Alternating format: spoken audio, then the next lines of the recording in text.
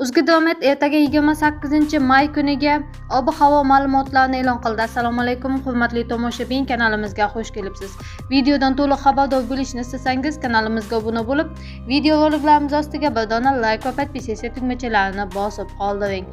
Unga ko'ra, Toshkent shahri havo biroz bulutli bo'ladi. Ertalab biroz qisqa muddatli yomg'ir yog'adi, momaqaldiroq bo'ladi.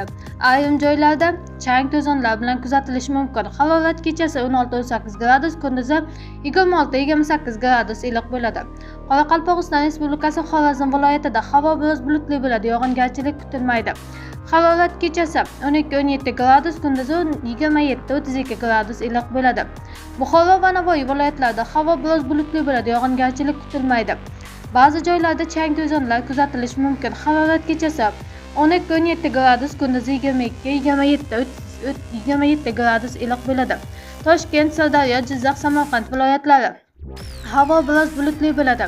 Yog'ingarchilik kutilmaydi. Faqat Toshkent viloyatida ba'zi joylarda qisqa muddatli yomg'ir yog'ishi mumkin.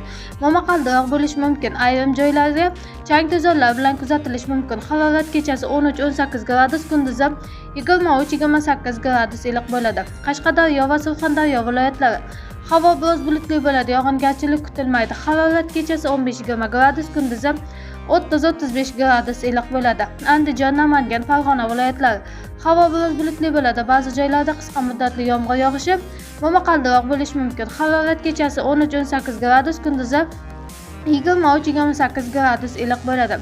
Respublikaning tog'oldi va tog'li hududlarida havo biroz bulutli bo'ladi. Ba'zi joylarda qisqa muddatli yomg'ir yog'adi, momaqaldiroq bo'ladi. Sel suv toshqinlari yuzaga kelishi mumkin. Harorat kechasi 10-15 gradus, kunduzi 18-23 gradus iliq bo'ladi.